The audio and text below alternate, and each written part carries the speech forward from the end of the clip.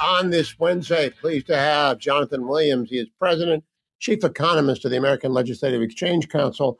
And Jonathan, I want to start with the job numbers because you're an economist. And the number came down 172,000 in May. I think that was higher than I expected. Was it higher than you expected? Oh, I think it's great news, right? I mean, this is something clearly that surprised many of the prognosticators out there. Those of us that follow it closely, it's a very robust number. It's due to several things, but I mean, you look at corporate profits right now.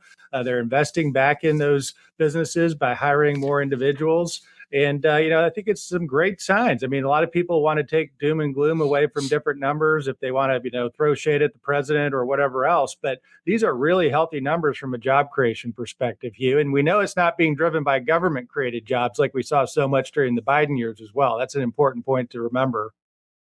I wanted to ask that specific question. Of the 172,000 jobs, do we know how many are on the government dole, which really isn't a job? Yeah, you get a paycheck, but it's a net negative on the economy. A private sector job, you're putting money into the economy. So of that 172,000, how many are we talking about in the private versus the public sector?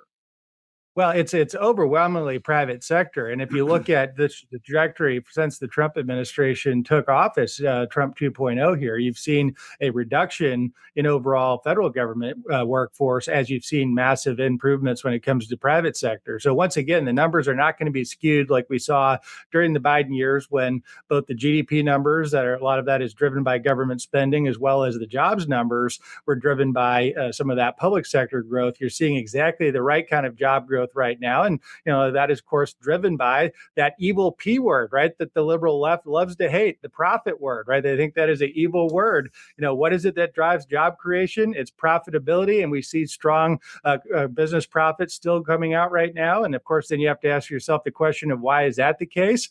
I think there's a great case to be made because of the certainty in the tax code and the reduction in business tax rates because of the one big beautiful bill. You see businesses being able to immediately expense many of those research and development pieces and other things that are key. In addition, then, Hugh, especially for small businesses, we have seen now the first permanent tax code in more than 2 decades. Instead of relying on these very strange phase out rules, that one big beautiful bill is so key and doesn't get nearly enough attention, but adding certainty, which of course businesses need to make those very job hires that we've been talking about. Now, what does get attention is the size of people's tax returns. The average tax return went up to $3,804 per taxpayer this year. That's up 10%. Now, if that stays that way for 10 years, John, I expect a booming economy. Do you? Absolutely. I mean, we've got a great permanent tax code with lower rates. There's obviously more that we can do to reduce spending and continue to reduce rates. But I think we've got a really pro-growth tax code. We've got the business taxes back to where people are not leaving the United States strictly for tax reasons, and they're bringing jobs and more capital back. We saw that with the Tax Cuts and Jobs Act. We've seen it with the Trump Tax Cuts 2.0. And so many of the fundamentals are great. Another thing that doesn't get nearly enough attention is the deregulatory agenda that, in Trump 1, it was 10-1, every 10 new regulations repealed for every new regulation. The latest I'm hearing from the White House and from OMB, they're at something like 120 rules and regulations repealed for every new rule that they put into effect. That has a massive improvement effect on the economy and, of course, certainty for job creation and business competitiveness. I'm going to have Administrator Lee Zeldin on tomorrow from the EPA. I'll talk to him about that. Now, let's talk about one of the components of Rich States, Poor States. That is the signature publication of the American Legislative Exchange Council, richstatespoorstates.com. If you go there, they'll send you one for free. People love, I swear this is like a magnet, the way that moth go to light. Visitors go to Rich States, Poor States. They go to their state and they look it up.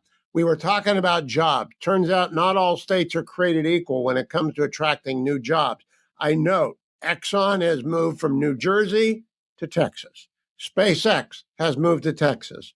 Others like Tesla have moved to Texas. Hewlett Packard moved to Texas. Chevron moved to Texas. Why are they all going to Texas, John? Well, guess what, Hugh? Freedom works. In states like Texas, value freedom when they value lower taxes, limited government, better regulatory policies, and they roll out the welcome mat for businesses. They actually want profitability and businesses to come and invest in their state. You contrast that with New Jersey, California, some of the states where you mentioned the businesses they're leaving, you see a radically different philosophy from those states that are tax regulation, and it seems like they just don't want job creators anymore in places like New Jersey, and that's really a sad state of affairs. But that ExxonMobil move, and that was a move by the shareholders themselves to change incorporation states from New Jersey to Texas, and that was even after some of these shareholder proxy advisory services recommended the other decision on that. They could see through that and say Texas offers so much of a better return on investment for our shareholder value, and I think they made the wise decision. And at the end of the day, here they're voting for freedom and opportunity and business policies that work. Yesterday, I had Christian Brose on the program, Jonathan, and he is the president and chief strategy officer of Anduril. They just built a 250,000 square foot factory in Ohio, and he went through all the different segments that go into the decision making. And the state has to work to get you in, but the tax rate has to be welcoming as well. I wonder, do you think the blue states will ever figure this out? Well, whether they like it or not, they're going to figure it out when they lose the jobs, right? And they can't build a wall to keep employees in the state, and they can't keep a wall to keep employers in the state. And with Ohio's moves that we've talked about, with the flat tax on for small businesses, just the central location of the state, if they could get right to work with, let's say, a Governor Ramaswamy and Lieutenant Governor McCauley, and some of the other things that will really make that state stand out more. I mean, I think, as you know, Hugh, I'm a huge fan of what Ohio can do in the years going forward after they got it right on the flat tax. All right, so let's finish with the state that's doomed. California is doomed. And they've just been embarrassed again by their election law.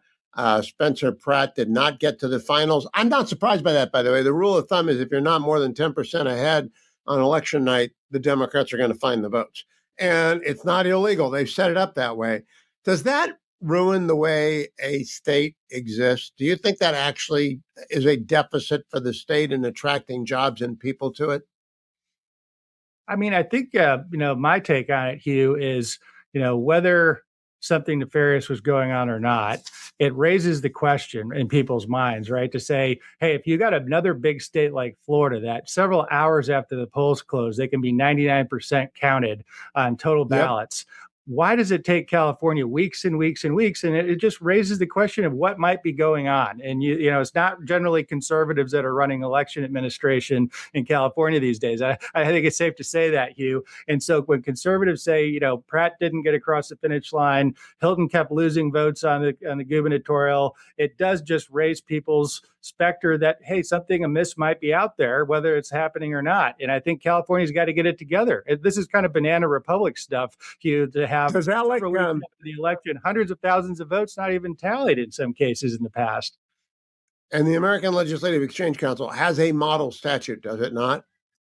We do. We have a whole new task force on election integrity and process and procedures. I encourage people to check it out. Head over to alec.org, ALEC.org. And don't forget, get your free copy of Rich States, Poor States by visiting richstatespoorstates.com. Jonathan Williams, President, Chief Economist at ALEC. Good to see you as always.